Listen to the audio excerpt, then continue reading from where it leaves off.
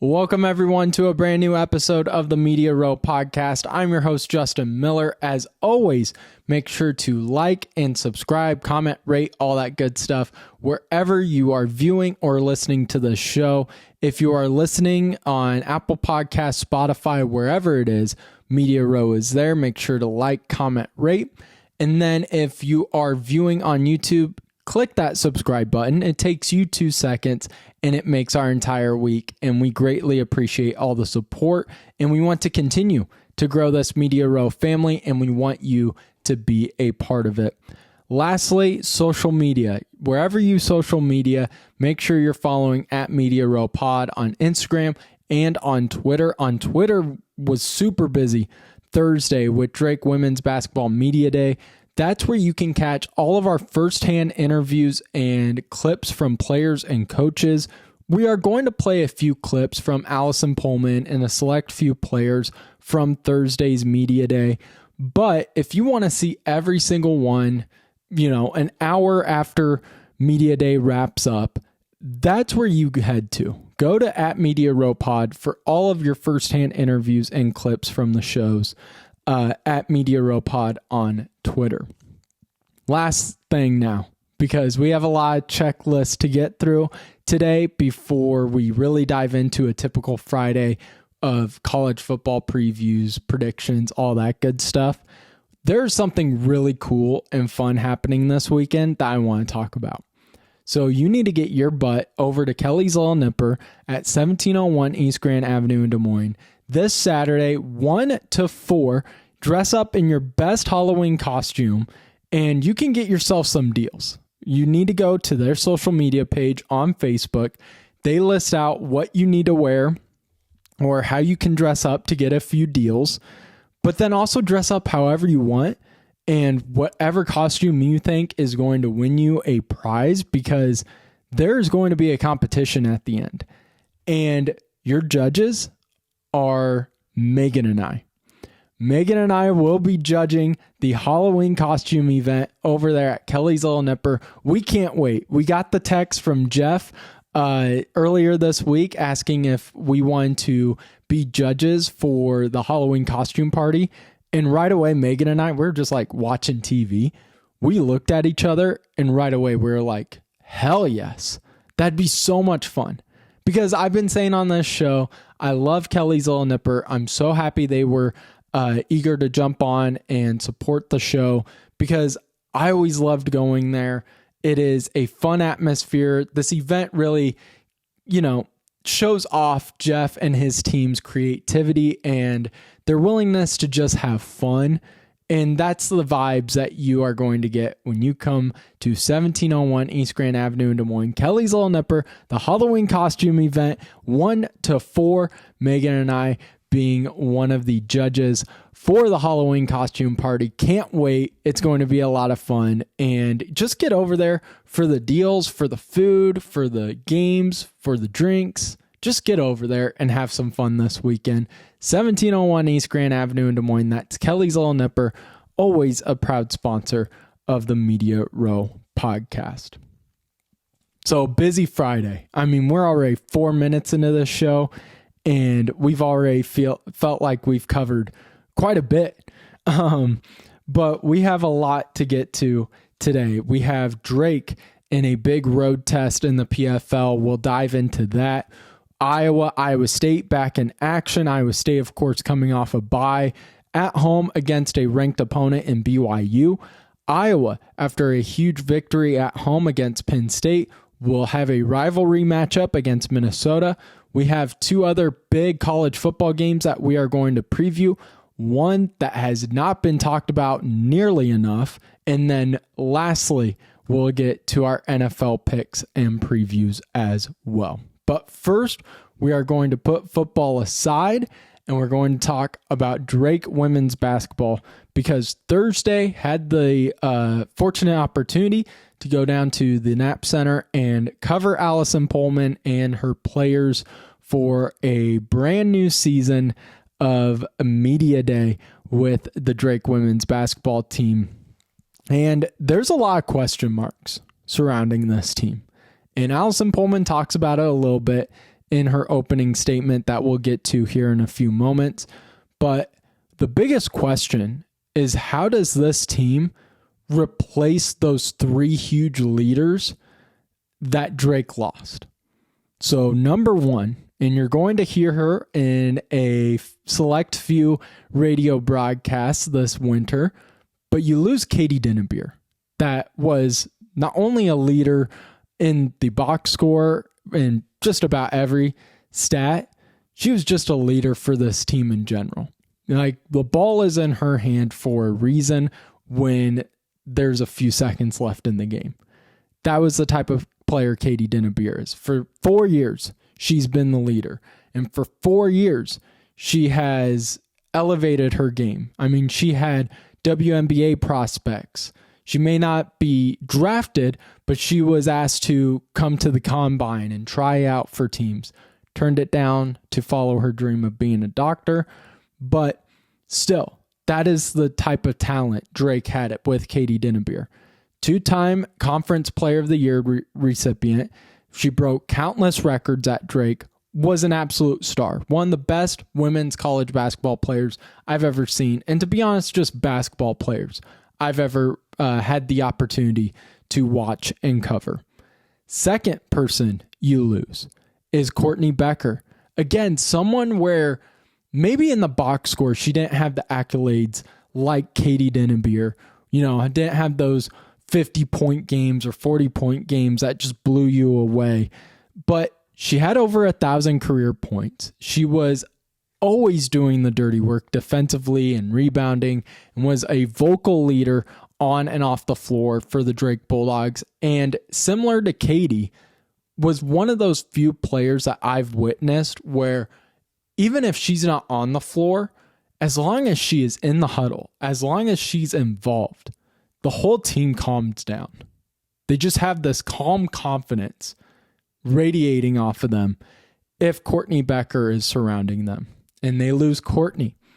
And then lastly, you lose a defensive anchor, someone who has led Drake in blocks, I think broke a few blocking records, is Anna Miller. And not only was she a defensive anchor for all 4 years, the last 2 years has really changed her offensive efficiency, was stretching out the floor, being able to hit down more consistently, shots from deep. Anna Miller was a really impressive player and someone that you saw just continue to elevate their game higher and higher each season. She's gone. So the biggest question for Drake in 2025-26 is, how do you replace 50 points and over half of your rebounds?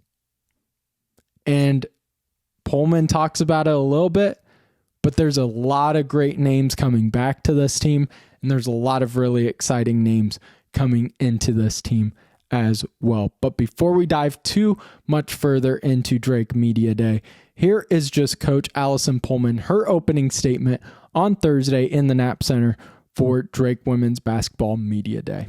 Every year, I'm just really, really thankful to be at such a great place like Drake, to be able to have the following that we do, and to be able to have the people that care enough to be able to want to come out, tell our story, and just be a part of this amazing, amazing program here at Drake.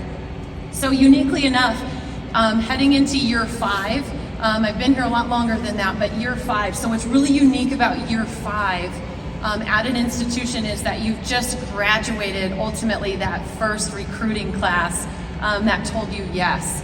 And so that is also, like, it's really, really rewarding, but it's also an unbelievable, amazing opportunity for you, media, to learn a lot of brand new names. And so I'm excited about this. I'm excited about really the next step of Drake Women's Basketball, and what you're going to see is a lot of the same things. Systematically, we'll be running the same up-tempo style in the full court and in the half court.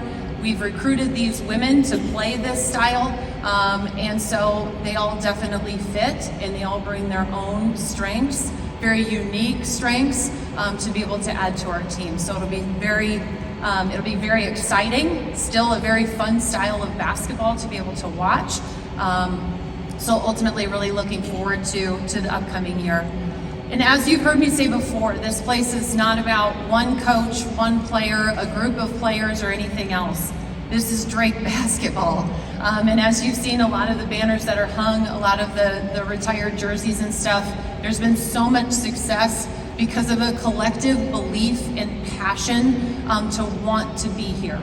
And I think that's what makes it really special is we have 8 returners and we have 5 newcomers. So the landscape of basketball might be just a touch uncommon, but what I do love about Drake University is the loyalty and the passion and how our players continue year after year to come back and to continue to get better. Now, I will promise you one thing. The expectation does not change. And I can't wait for, I don't know, the 12 of you to all ask me the same question of how in the world are you gonna come up with 50 points and half your rebounds, okay? Here's the thing, we are a brand new team, and I did already see this challenge. You gotta learn a lot new names, a lot of them. And the best part about it is there's a whole new crop of opportunity, a whole new crop of people who are not individuals, who collectively understand that the expectation at Drake is one of excellence and success. So really, really excited for that. As far as our current team, when you talk about the players, we talk about our 8 returners. We have 8 underclassmen, freshmen and sophomores. I'm gonna go ahead and just share with this group. We have, unfortunately, been on the receiving end of 2 season-ending injuries. So we will be without 2 of our freshmen, Miley Monahan and Maya Crawford, for the year. But one of the things I do think as injuries happen, it's something that is one of the worst things in sport that you have to experience. But what I do think comes out of it is perspective, and it's perspectives for those young women that are sitting on the side and perspective for those players that do get to step on the floor each and every day. But what it also is it provides a ton of opportunity for those players who do get to suit up and put that uniform on, to do so once again with excellence as they step on the floor. And just to reiterate what Coach said, 2 huge injuries at the guard position for Drake, even before the season started. Season-ending injuries for freshman guards Maya Crawford and Miley Monahan. Tough loss, because that guard position, that is a huge position for the Drake Bulldogs, just in their style, but also when you're already trying to get a team to come together and replace that big gap that you're going to be missing offensively and defensively in Katie Denenbeer at that guard position. Drake, though, going into this season, they announced the preseason poll this week, I meant to say, for the Missouri Valley Conference. Drake predicted 4th in the preseason rankings. You have Belmont at number 1, Murray State at number 2, and Illinois State at number 3. And being ranked at 4 when you lose the players we just listed out, that's a huge compliment. And that's a compliment not only to the players coming back, not only to the roster that Pullman has built and recruited coming in, it's a huge compliment to just Pullman and her staff. An absolute compliment. And sure, preseason polls, do they really mean much? No. The poll at the end of the year is what matters. But when you lose so much and you're predicted 4th in a tough Missouri Valley Conference, like this isn't a conference that is bad where, yeah, you can lose so much and you're still a top 4 team. No. Belmont was incredible a year ago. Murray State, they lost some stars on their team and they're projected number 2. Like, there's some really good staffs. Illinois State was really strong a year ago. UNI has the winningest coach in Missouri Valley Conference history leading them. I mean, come on. There are some really talented teams in this conference, and for Drake to lose Denenbeer, Becker, Miller, among others, that is a huge compliment to what Allison Pullman and this Drake staff has been able to build in this program to be able to be still projected in the top 4. So I asked Pullman about that, her feelings of being ranked in the top 4 despite losing so much, and what it means and how it gives her confidence going into the next season. University to be able to be picked 4th when we did graduate what we did graduate. And we're in great company. And I actually really enjoyed having the 4 first place votes. The fact that, there's a couple people out there that still, they see Drake's name and they know that it's a really, really good product at Drake University. So the next question for the Drake women's basketball team is, who takes over? Who is going to be a face for the Drake women's basketball team now that Dennebeer, Becker, and Miller are gone? And there's a couple of names that could take over. The 2 I kept bouncing back and forth on, just personally, of who I thought was going to take over, is the transfer in Abby Alsma. We saw her confidence really shoot up in the second half of the season.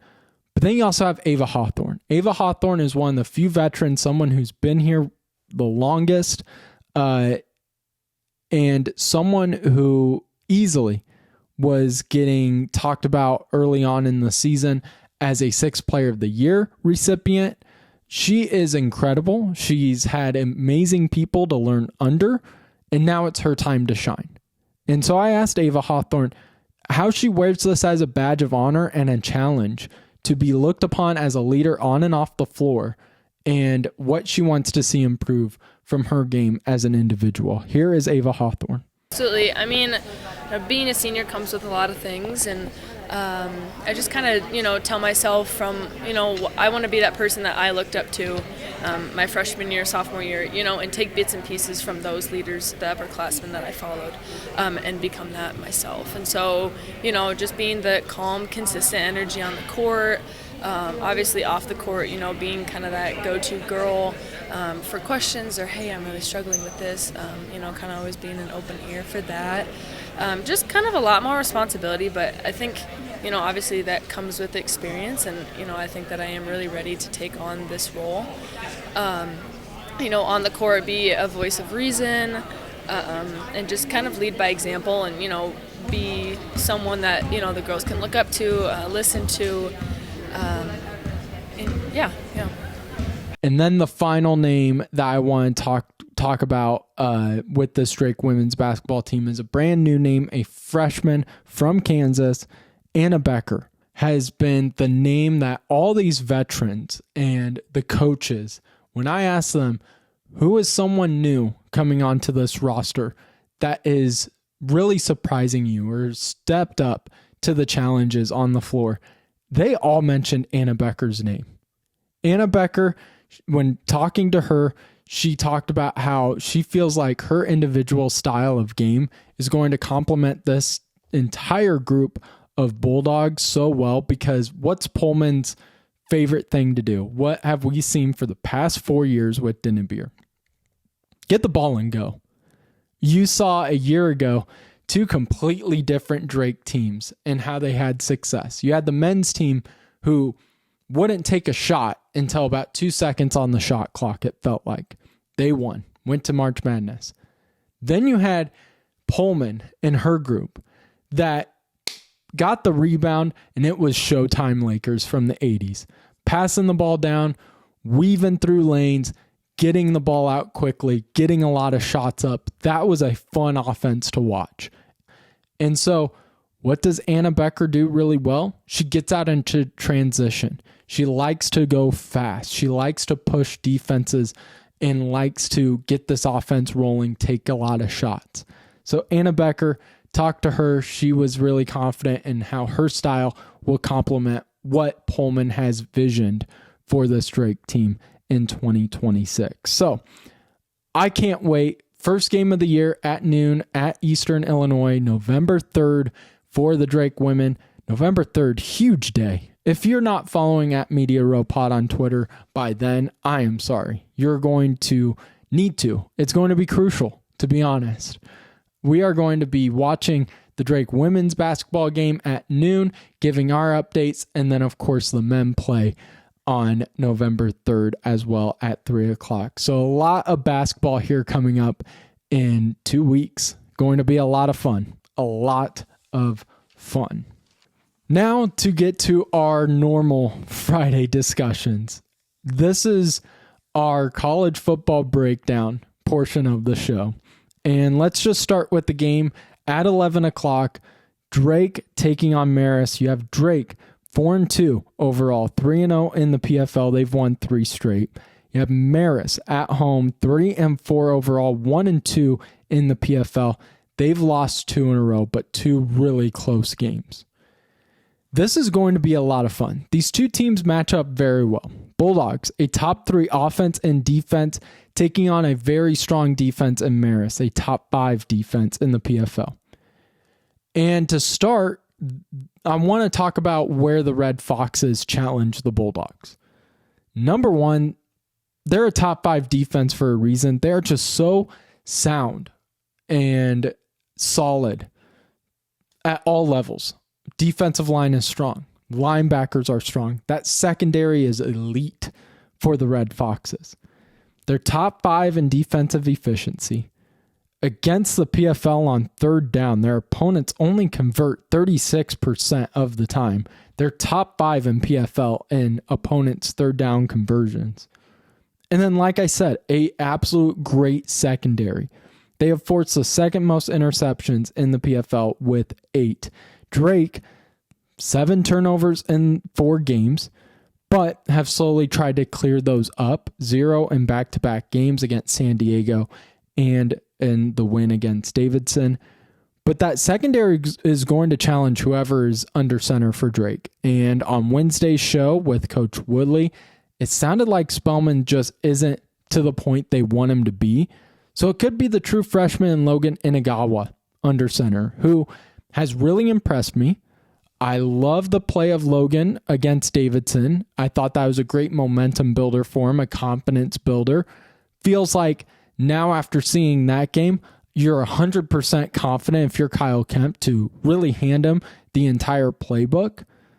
But we have seen those turnovers.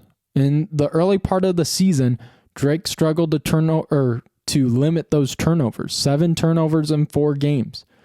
Now 0 in back-to-back. They're making a trend. But this is going to be the best defense they've played in these last 3 games. So it'll be really interesting to see how the Bulldogs handle the pressure from the defensive line and that secondary out there against Marist. Now, flip side of things, the Bulldogs' advantages. This is going to be a battle at the line of scrimmage. Drake, while they have to worry about Marist's defensive line, Drake has an absolute unit at defensive line. We've seen it in the past few games, just what they can do. Both teams have 15 sacks this season, but Drake, 12 in the last 3 games. They weren't getting pressure on opposing quarterbacks early this season, but they have flipped that script fast. 12 sacks in the last 3 games. They had 7 against Valpo, and they just continue to pressure quarterbacks. Marist, that offensive line is brutal. Brutal. We knew Davidson's offensive line was young, and we knew that left side was weak, and Drake took advantage. This is another prime opportunity for those front guys for the Bulldogs. Marist, last in the PFL in sacks allowed. They've allowed 25 sacks this season. You look at Drake, it doesn't matter who's under center. They've protected that quarterback greatly. Bulldogs first in sacks allowed with only 8. This is going to be a battle at the line of scrimmage, not only for the defensive lines, but the rushing success. We've seen that continue to grow and improve for the Drake Bulldogs. They average 244 rushing yards a game. In the past 3 games, they've just been incredible. They had 377 yards rushing last week against Davidson.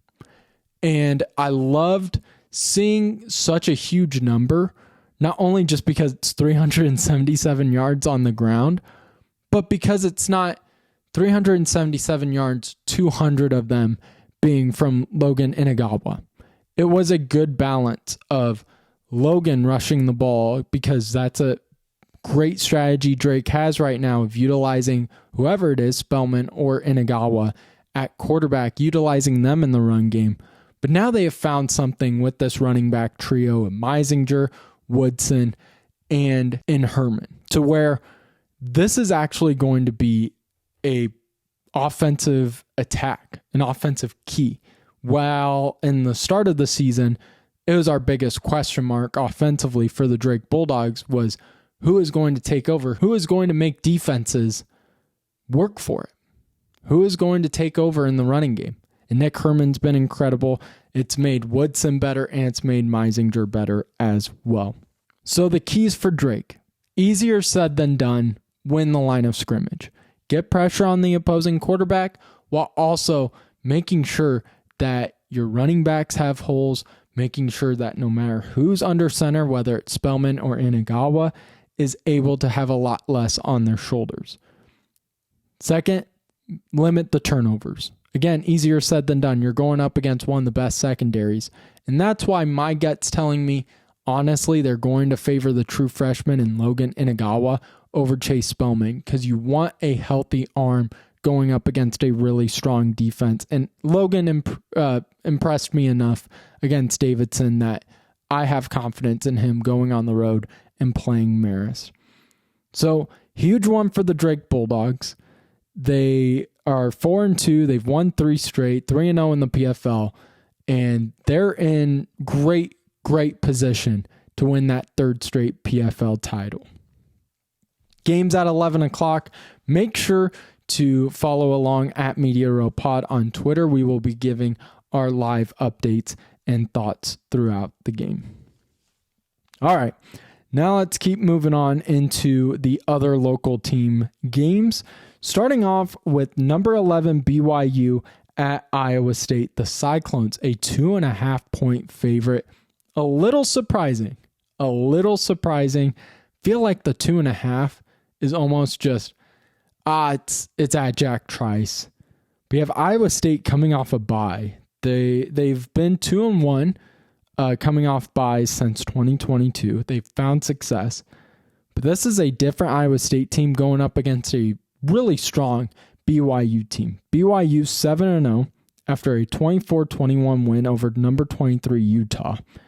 BYU, they've had a few games where they've blown teams out, but overall, they're not an offense that is just going to air it out and put up 80 on you. They won by 3 over Colorado, won by 6 over Arizona, won by 3 over Utah. They're not really going to blow teams out. West Virginia, they won by 14. Didn't really feel like a blowout though. But they're kind of like a anaconda python that they just squeeze opposing teams to their will. BYU and the Big 12 as a whole is hard to figure out. I mean, I had so much confidence that Texas Tech was the best team in the Big 12, but then they lose against Arizona State. I don't have a lot of confidence in Arizona State. I don't really know who BYU is. I don't really know who Utah is. Iowa State, I think, fooled us all, and it wasn't as good as advertised at the start of the season. The Big 12 is a crapshoot, and we can't figure them out. To where it gives you some confidence as a Cyclone fan, being like, we had a bye to kind of get our minds right, take a break, figure out some mistakes, and now we're back home in a night game against a ranked opponent. The crowd's going to be nuts, which is all true. This game is going to come down to, can Iowa State stop the run? BYU, second in the Big 12 in yards per game with 233. Iowa State on the opposite side of the ball and an opposite result. They are near the bottom of the league in yards per carry allowed at 4.4. In the last 2 games combined, they have allowed 5.6 yards per carry. Against Cincinnati on the road, they allowed the Bearcats to do whatever they wanted as they just marched up the field with a 7.1 yard per carry average. This Cyclones defense has been banged up all season. Now in a game where winning the line of scrimmage and stopping the run is critical, you are without the one lone consistent member of that defensive line in Dominic Orange, who is listed as doubtful earlier this week. With this game, I think BYU just controls the pace with their solid run game. Iowa State's defense is all banged up. There's going to be holes all over Jack Trice Field for BYU to attack the Cyclones, and I just don't know if Iowa State was truly ever the team we thought they were at the start of the season. And I think BYU jumps on that, and Iowa State loses their third straight game. So give me BYU on the road against the Cyclones. But here's the positive if you're Iowa State. It's the Big 12. It's a crapshoot. Anything can happen. You're at home, underdogs against a top 12 team in the country. Anything can happen.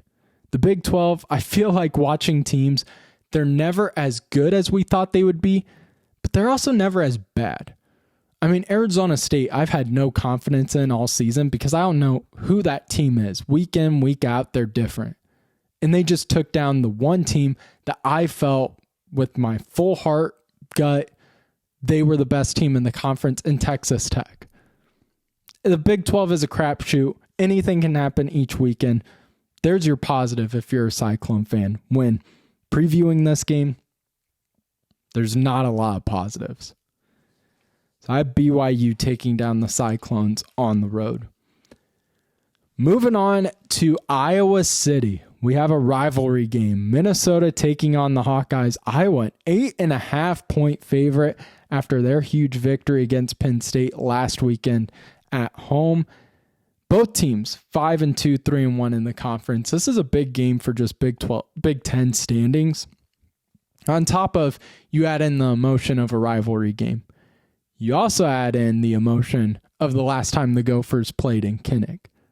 I think a lot of people remember. If not, I'm sure you've seen it all over the place this week.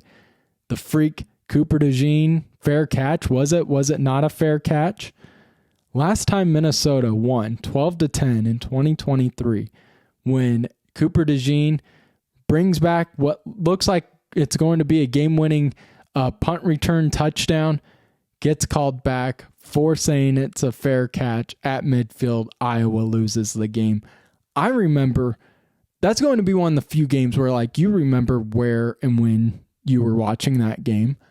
I remember I was on a flight to Seattle with my dad. We were going to our first Seahawks game ever that weekend, and we're watching the game on the plane.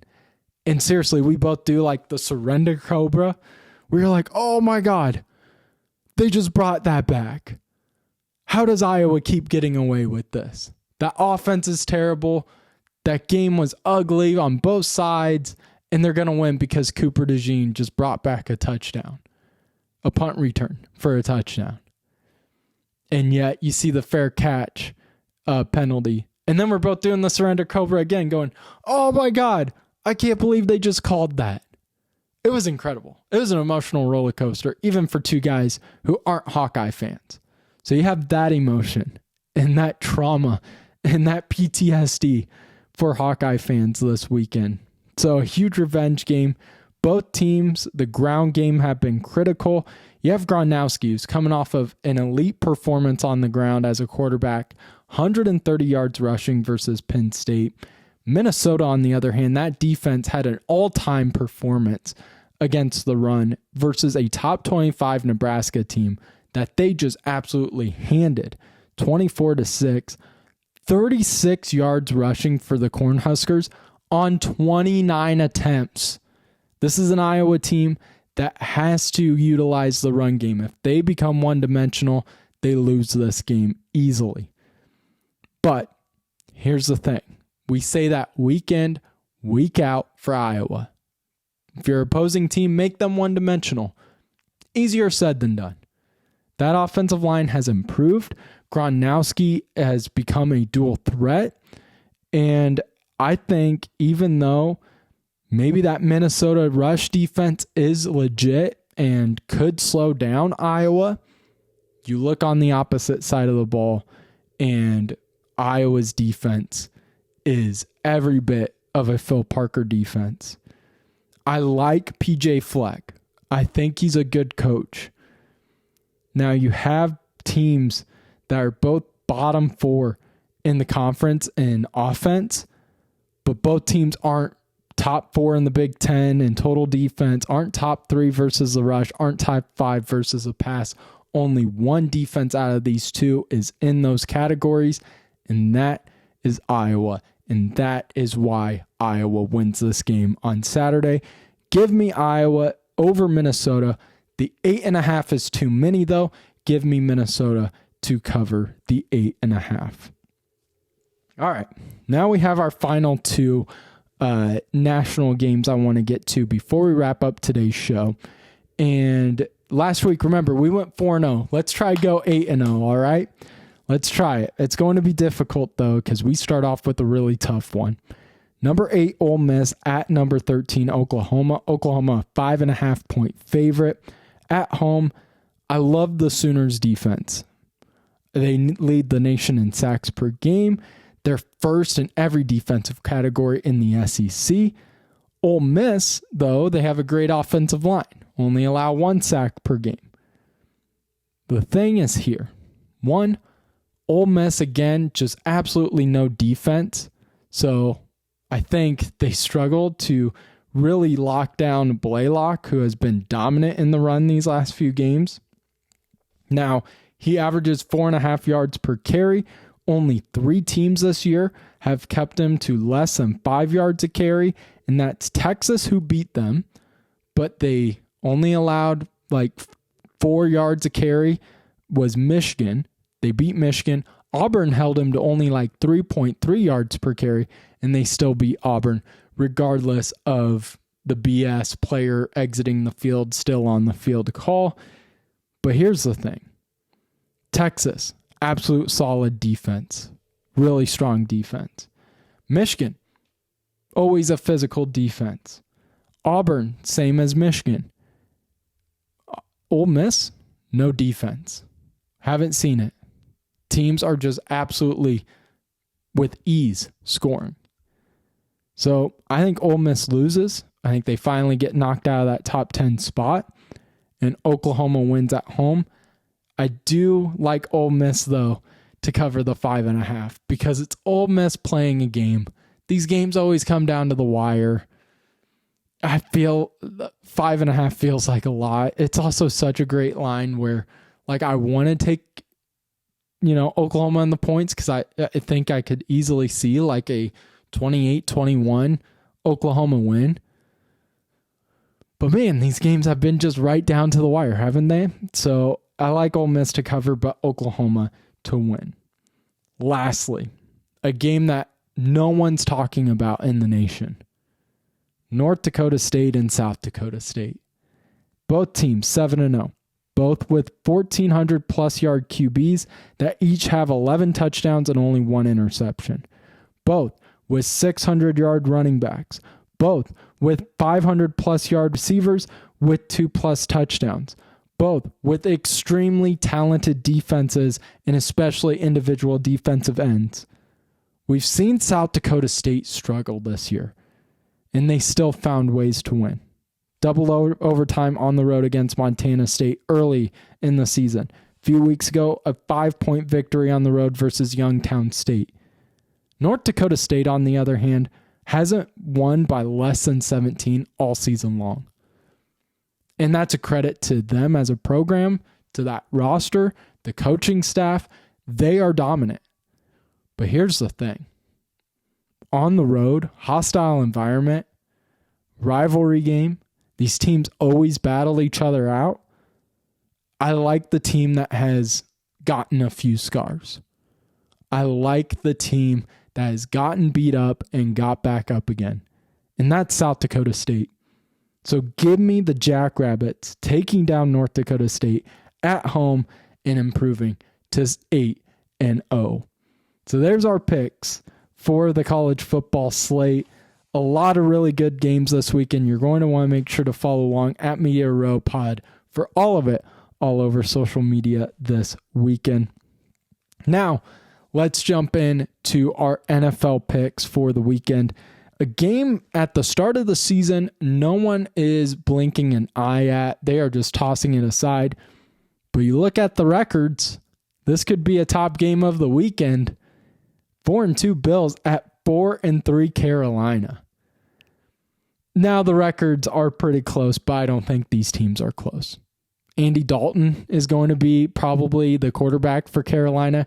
Get out of here. Bills crush the Panthers. Give me Buffalo winning and starting to turn this thing around. Secondly, you have Dallas at Denver. Again, we were right about Dallas when they're at home. That man, Dak looks like an MVP candidate. That offense runs with ease. They put up 40 plus points, it feels like. Well, they're on the road against another kind of up and down team in Denver, but a team I have way more trust in and way more confidence, and that's Denver. Give me the Broncos winning at home against Dallas. Next game here, Aaron Rodgers' revenge game. Green Bay at Pittsburgh. That Pittsburgh defense continues to grow, continues to improve.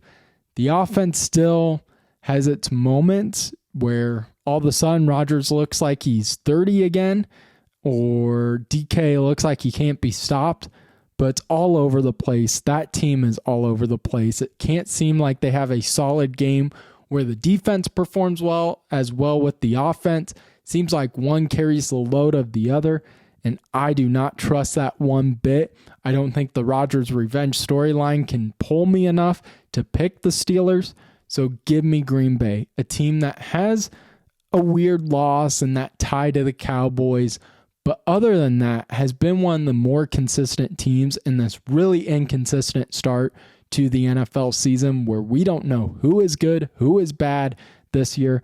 So give me the Green Bay Packers on the road. And then last game, you have Washington at Kansas City. I told you guys from the start that Kansas City was going to be just fine. Everybody wanted to jump on them when they're losing those early games. I did not. Kansas City is going to be just fine. They're going up against a Washington team that just looks like it can't figure itself out. That defense is getting banged up where I had so much trust in that defense early on this season. I've lost that trust in that defense. It's in Arrowhead, the loudest stadium in the NFL. Give me Kansas City winning this one. So, Bills, Denver, Green Bay, and Kansas City are our picks for this weekend's NFL slate. Going to be a lot of fun. Can't wait. Hopefully, we will see you guys at Kelly's Little Nipper. 1 to 4 is a Halloween costume event. Megan and I will be judges. We hope to see you guys there. And then if not, we will make sure to catch up with you guys on Monday for a brand new edition of the Media Row Podcast.